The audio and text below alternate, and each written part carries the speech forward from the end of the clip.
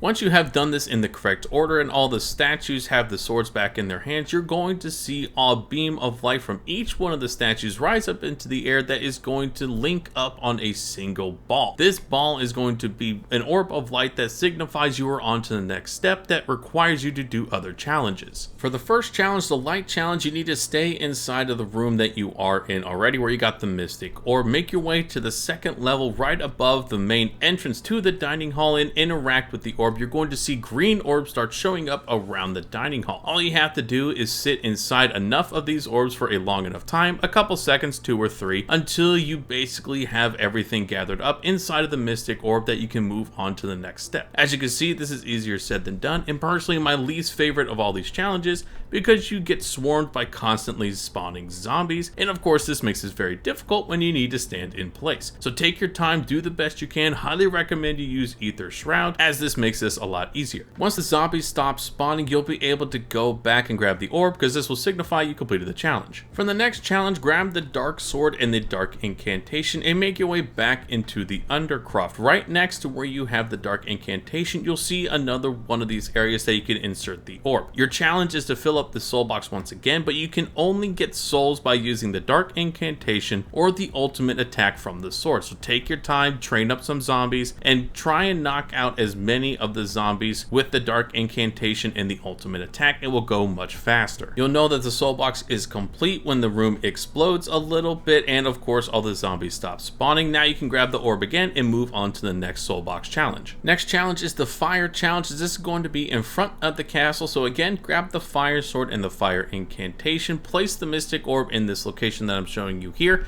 which will again start another trial for doing a soul box. Once again, only use the fire incantation and the ultimate ability if you can, but of course try and survive as long as possible. Once you have gotten enough souls inside of the orb using these incantations, you can move on to the final challenge. As you probably guessed, this is going to be the lightning challenge, and make your way back into the spawn room right next to where you got the lightning incantation. You'll see another one of these slots where you can place the final orb and again start the incantation and sword combo soul box. This is by far the easiest one in my opinion, because the area that you get to fight all the zombies and collect all these souls in is much larger, so this should be very easy for you to do. Once you have completed all these challenges, make your way back to the wall that gave you the puzzle to get the orb in the first place and interact with the wall. This will open up a secret passage for you to go in, and inside you'll be able to talk to the owl and also get a cylinder that allows you to go into the the boss fight. At this point, your next steps are the boss fight, so be prepared as possible, as doing this solo is not very easy. Yes, there's a couple different ways you can cheese this boss, but if you want to do it the normal way, get as prepared as possible and try to keep this as low round as possible, as it is not easy. Before you leave this room and the conversation with the owl, make sure you grab the cylinder, the guardian key, because that is your entrance into the boss fight. So now that you are as prepared as possible, make your way back to the spawn room, and all you have to do is insert the cylinder at the base of this giant statue's feet. This giant statue is going to be the boss that you are fighting, and there are going to be 3 separate phases. The first phase is he's going to be walking around trying to stomp on you, throw stuff at you, until you get him to a certain point of health where he is going to stand in the middle and a bunch of zombies are going to spawn around you. Defeat all those zombies, including a doppelgast that is going to drop a max ammo, and then the second phase is going to start where this guy starts attacking at a higher speed with a ground slam attack and an AoE attack that is going to knock you around. Do your best to run around and stay alive. In the third and final phase, the entire arena is going to be shrunk with a bunch of lava around the main pedestal that you get to fight this guy on. Once you have finally defeated this boss after a lot of time and a lot of running around, you're going to see an amulet drop from the sky that allows you to complete this entire Easter egg and see a cutscene. I don't want to spoil the entire fight for you and also the end cutscene, so I'm going to leave it here and allow you guys to enjoy most of the boss fight on your own if you haven't already gone through it. So I hope you guys found this walkthrough guide helpful. If you did, make sure to hit the like, subscribe buttons for me down below, and good luck in this final boss fight, because again, I've done this solo a lot of different times and I have not completed it solo yet on my own, but I'm working on it, so just to give you an idea of how difficult it can be if you're not prepared. Once again, I hope you guys found this walkthrough guide helpful.